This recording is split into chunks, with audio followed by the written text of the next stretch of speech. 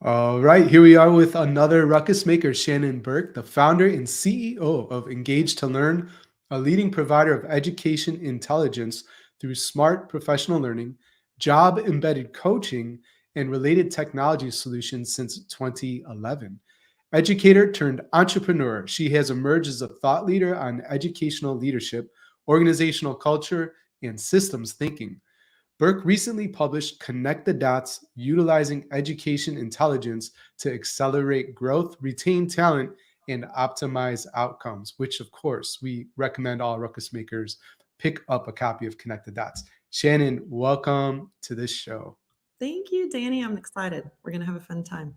We are already having a fun time. This is great. And Shannon, you and your sister, you had massively different experiences in school from what I remember regarding our intro call. So do you mind just telling us that story? Sure, of course. So my sister is 15 months younger than I am, and we grew up, I would say, we were poor. And so my parents were young and scrappy, and it was kind of the luck of the draw what teachers we got in school. That they didn't request teachers or anything like that. And I got, I had a really good school experience. Like, I loved school and I had a really good experience. And my sister just didn't have the same experience. And we ended up, she asked a lot of questions. She was curious minded. Yeah. And she ended up dropping out of school, and I was valedictorian. And if you believe in IQ, which I don't know that I do, but we are only 2 IQ points apart, so it wasn't that issue. And it's changed her, obviously, life trajectory. When you're a high school dropout, you have a different life trajectory. Sure. Than when you're a valedictorian and first generation college student. So that really inspired me to become a teacher, because I know what her gifts are. She is, brilliant, empathetic, very empathetic person, very charismatic. She just has a lot of gifts to give to the world. And so what inspired me to become a teacher was, could I help students that maybe didn't fit the mold, discover their gifts and be able to use those in the world. And that was my inspiration for saying, I want to do that. And then I learned, after getting into education, you can even have impact beyond that. But that's the story. Right. So that obviously influenced you, right, in terms of getting into education, helping students figure out their gifts, and that nobody falls through the cracks, and that kind of thing. Do you know, reflecting back, did it influence you in sort of any other ways that maybe you haven't considered in a minute, or that kind of thing? I'm just curious. Well, that's a great question. Yes, I would say yes, because it caused me to also really become a fan of and a student of neuroscience, and Okay. of like mental health. And because, again, her trajectory has been different than mine. And she's dealt with a lot of mental illness, addiction, a lot of things. And so it put me on a path where I also wanted to understand nutrition, how the brain works, how does sleep impact the brain, what is addiction really about, mental wellness and mental health, and how that impacts people. And so, yeah, that's kind of become something that, I've studied those things for a long time. And, it's great to learn also about how different people learn, because so I studied, like learning styles back in the day, intelligences, and just how the brain works, and, what we can do to truly engage all learners. And I applied that in my classroom, and then, of course, in my work now, and just making sure that, we're really doing what we need to do to, the overused word differentiate, but to truly, engage all learners that might be thinking in learning in different ways. And that's been, really fun to see how that impacts folks. Even in my first year of teaching, I applied that, and it was really, really great to see students who maybe had been in the system the whole time, like as seniors, finally getting the aha and feeling like, oh, I'm not dumb. I just learned differently, those kind of things. Yeah. So I would say that's a great question that you asked me, and that And I hadn't thought about it that way, but yeah, that really inspired that kind of work and study as well. Thanks for the gratitude around the question, so I appreciate that.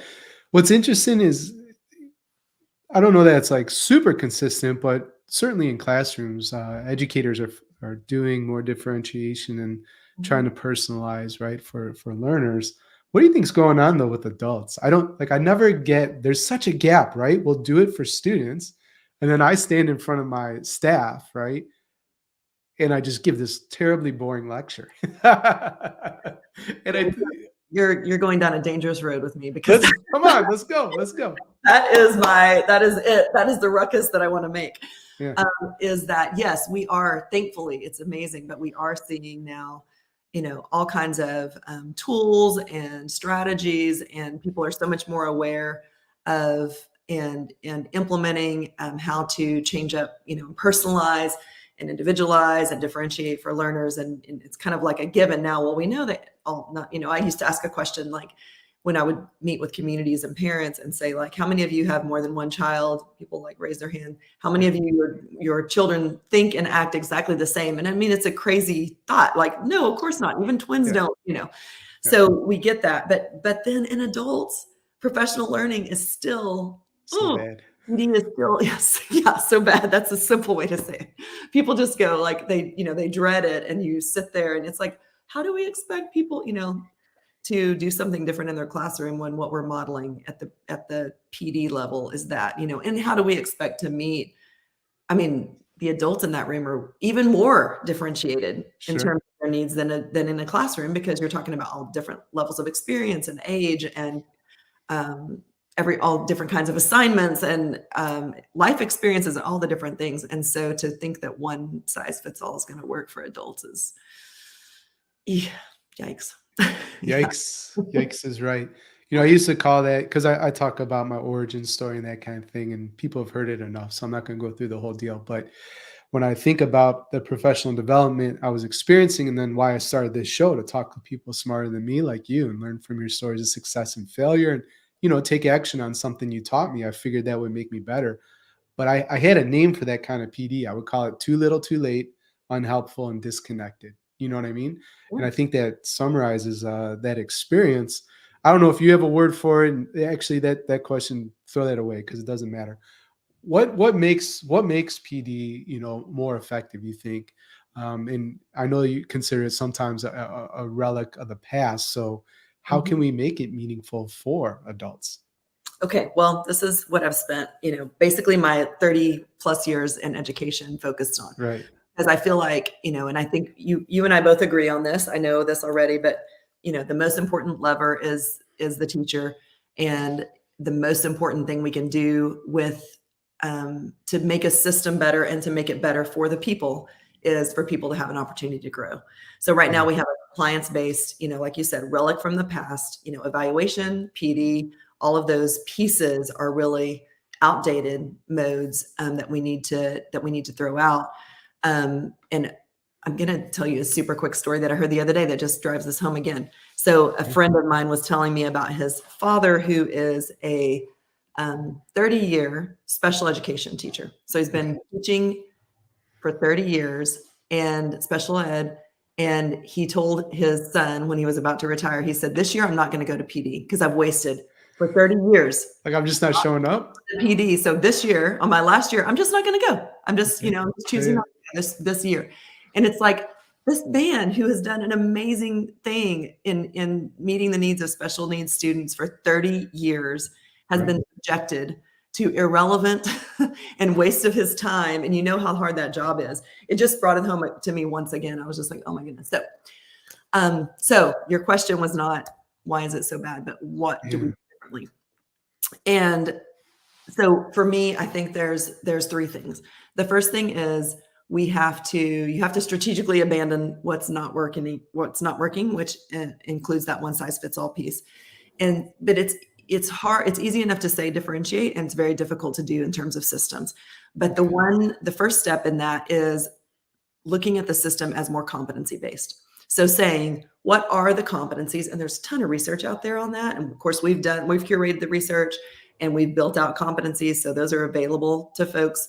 in that way. But there's a lot of other people that have, done a lot of work around this too. So, identifying here are the competencies, and then building those out, in like levels, so that there are standards and ways for people to get on the competencies, and then aligning all the professional growth to that, right? Right.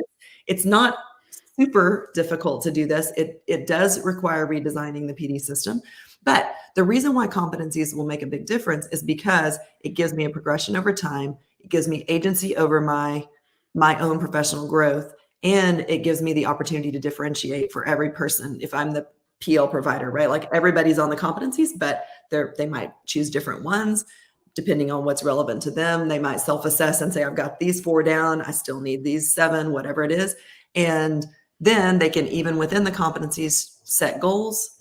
Okay, I want to work more on, let's just say everybody knows this is an important one, formative assessment and feedback as a competency.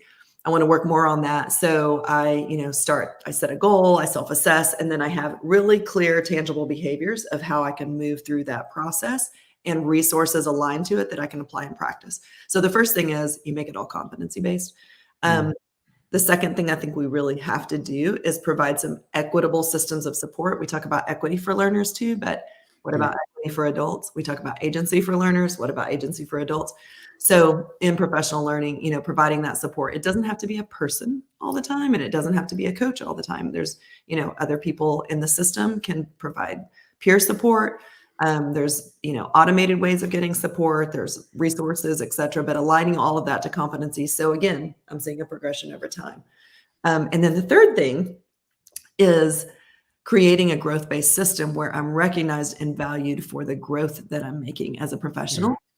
Rather than, an evaluation system that basically, is deficit-based, I guess you would say, focusing on a growth-based system. So I'm getting recognition as I'm making that progress.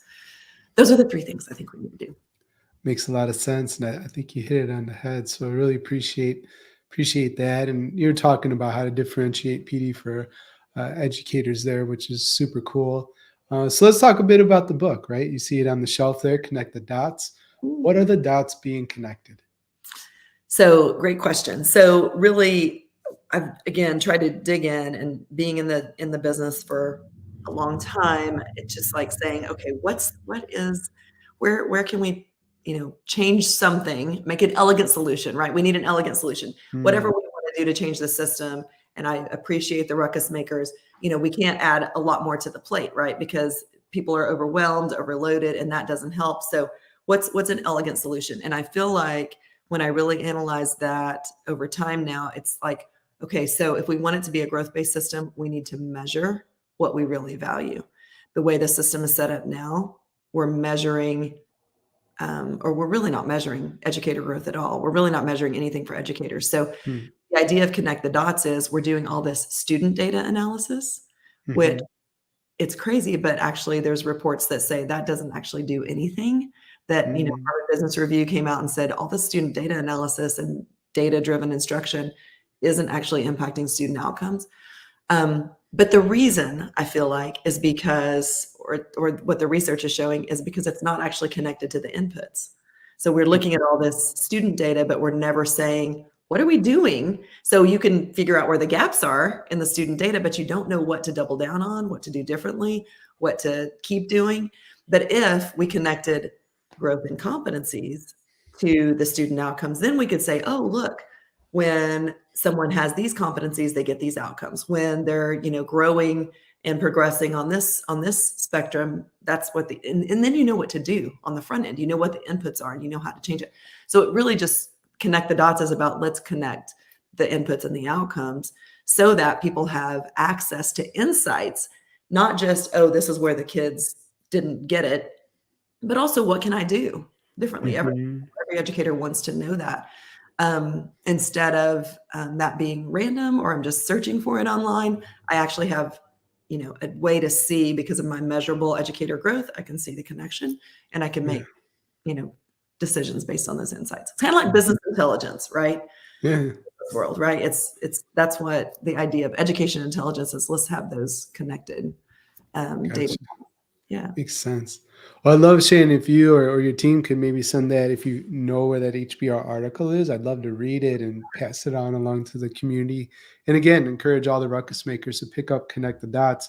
But I love what you were riffing on in terms of the inputs. That's Mhm. something I'm always talking to ruckus makers about, because we'll set the goals, and they're good goals and all this kind of stuff. And we want higher student achievement, better attendance, all that kind of stuff, right? But you actually don't control it. That's the joke. You know what I mean? But you do control what you put into it. And Yes. that's where the focus needs to be. That's what you measure. Those are the things you could tweak. Because by the time, what I love to use is just the example of a scale, because everybody, thinks about weight and that kind of stuff. But if you have some sort of goal, right, fitness wise, by the time you step on scale, it's too late. Like, you can't do nothing about it. But you can choose what you put in your mouth. You could choose how often you work out, and those are inputs. And people tend to get that example. So Yeah. appreciate what you were sharing there. Earlier, you talked about teachers, right, being the leverage point. And teachers as talent. Something you believe. So how can a ruckus maker, right, leading a school, really communicate that we believe, you're the foundation of the school, right? That you matter a lot. Us developing you and making sure your job's not more difficult than it needs to be. You talking about adding to the plate, but yeah, how can they communicate that and act in ways that is actually received? I love that question. I It makes me sad when I hear, and we do hear it a lot because we work with a Sure. lot of teachers and a lot of schools, that they don't feel valued or they don't feel recognized for what they're doing. So I think the first thing is evidence-based recognition. It goes a long way. It impacts the culture. It communicates that you're valued, and not just because of a popularity contest or because I like you, but because your work is really aligned to, again, these outcomes, and I value what you're doing. I value how you're growing as a professional. So I think evidence-based recognition is really critical and can be a complete game changer. You mentioned also that analogy, and I love that analogy too. I talk about it a lot. Like, we all want biofeedback right now, like how many steps am I taking today Yeah. and all these things. And that helps me to grow in the ways that I, have set my goals for. And I think it's, again, the same things in education. As a leader, if I can find ways to actually give valuable feedback, every professional really wants that specific, valuable feedback. Every educator wants that. But I don't believe, this is another kind of what not to do. I don't believe that going in people's classrooms and looking over their shoulders and whispering in their ear while they're trying to teach is the way to do it. I think You're doing it wrong. right. I mean, I've actually even heard of people say, "Well, there's this thing called whisper coaching." I'm like, "What in the world? Um, what professional, should be subjected to that? None."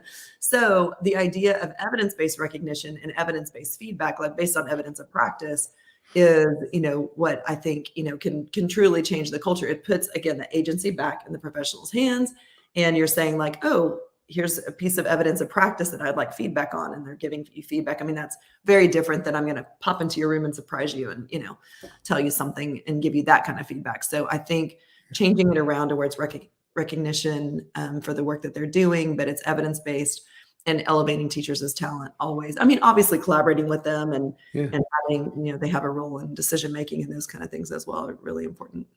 Yeah, super important. That specific and genuine praise. I really appreciate you sharing that. We read a book ages ago in the mastermind about thanks for the, no, this one was Radical Candor. That was the one I'm thinking about. But I mean, general feedback, right? Like, you're great. Okay, Yeah, that's really nice, but you're great because, and showing that you're really paying attention, yeah. that matters a lot.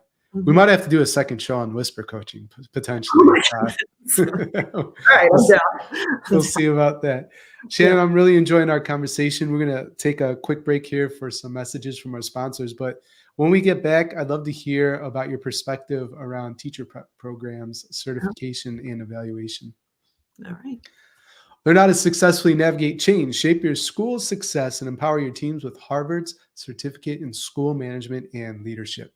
Get online PD that fits your schedule. Courses include leading change, leading school strategy and innovation, leading people, and leading learning.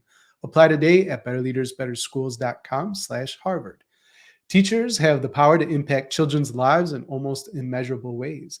And as an instructional leader, as much as you'd love to provide every teacher the support they need to learn and grow, you can't be with every teacher in every classroom and whispering to them either.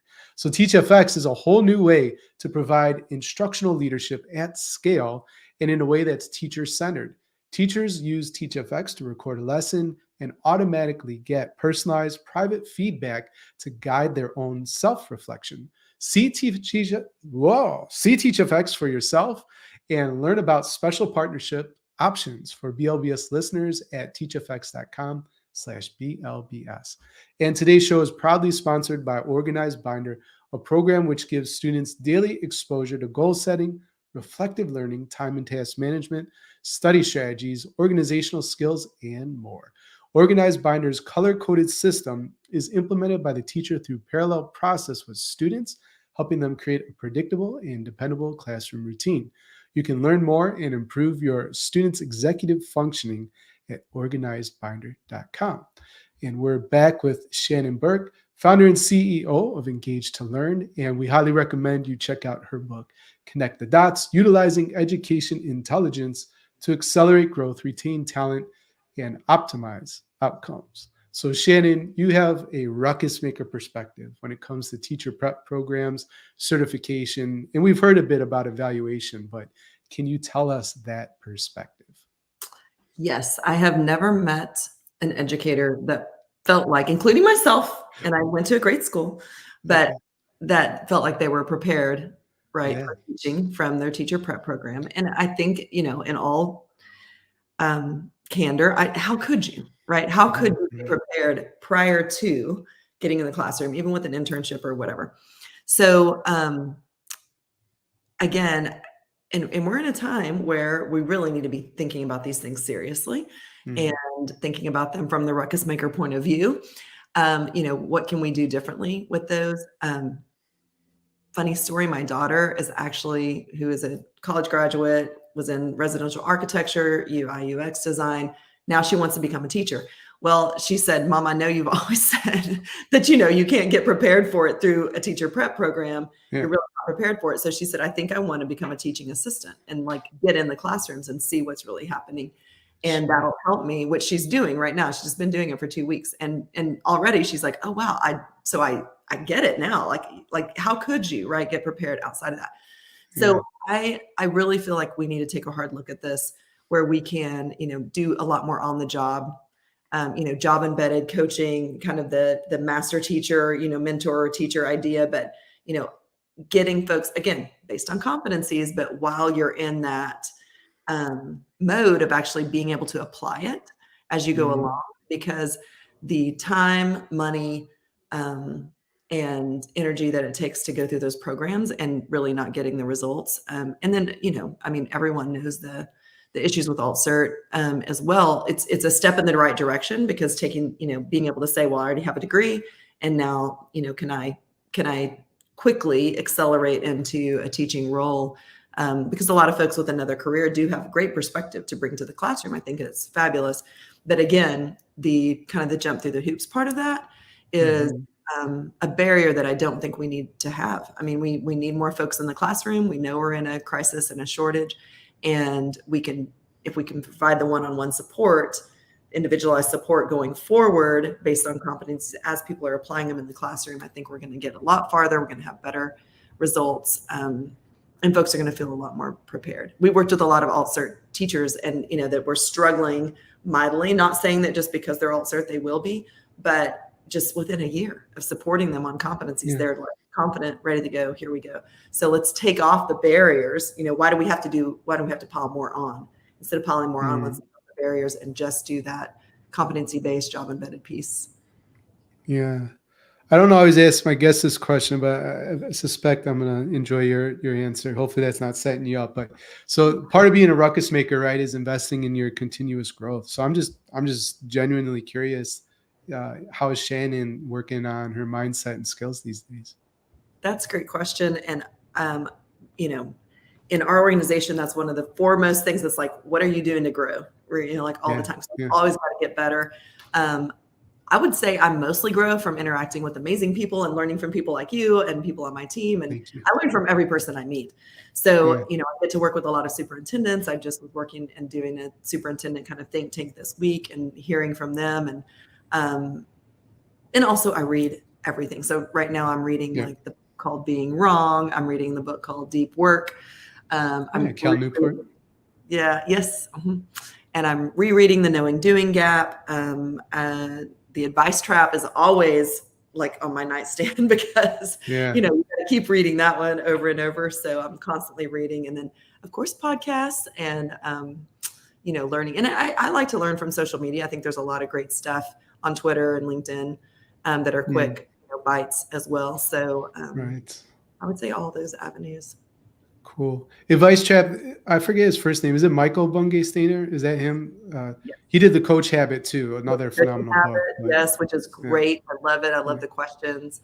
That book is fabulous. And the Advice Trap, yeah, is a great follow on that right. helps you get to that next piece of it as well. And, So if you implement those, you're learning from everybody all the time because you're not trying to, give yeah, people advice. You're like trying to take stuff in more, and open up to yeah. that.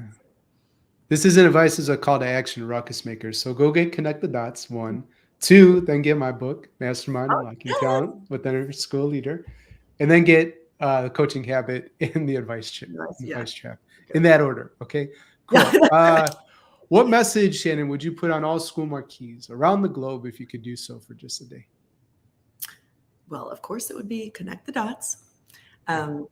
Educator growth, I think it would be connect the dots : educator growth always leads to student growth. And it's true. And if people understood that, they would invest more in educator growth, and they would understand that. They would understand the connection. I do feel like I said, because we haven't connected the dots, a lot of times it feels like programs or technology or all these other things get the credit for the student outcomes. But then if it doesn't go right, the teacher gets the blame for not implementing it with fidelity, but really it's the teacher the whole time, either way. So yeah, connect the dots. Educator growth always leads to student growth. And if you're building your dream school, right, you had no limitations in terms of resources, your only limitation was your imagination. How would Shannon build her dream school? What would be the 3 guiding principles? Such a great question. And I've worked actually with a lot of architects and a lot of design work over the years. I actually worked with an architecture firm for a while. So I think the normal response might be about the learning environment and all the technology and all those things, but that is not what I'm going to answer. I'm going to say there are 3 things, and if you put these things in place, everything else will happen. Everything else will come.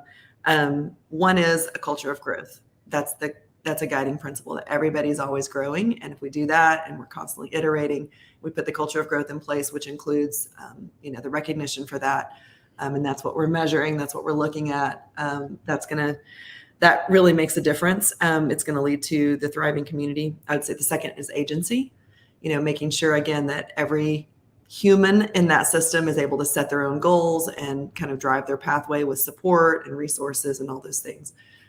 Being part of that, because you put those 2 things in place, and then, of course, connected data, so that we're looking at the whole picture. We're using data to inform what's happening, not drive it. I do not believe in data driving things, because there's a lot more to the picture and the context. But connected data allows us to really have insights and not spin around analyzing the data all the time, but seeing what the connected data is happening. We cannot also in education wait for reports to be research reports and controlled studies. I mean, yes, we need those and we have those, but we need to be able to be agile in the moment and have some formative connected data as we go along. Brilliant. Well, Shannon, you've been a lovely guest. We covered a lot of ground. Of everything we talked about today, what's the one thing you want a ruckus maker to remember? Wow. Okay. So I would say that every educator needs a coach, not a critic, and that support needs to be scaled across all of education. And we have to convert PD from a burden to a benefit for people. So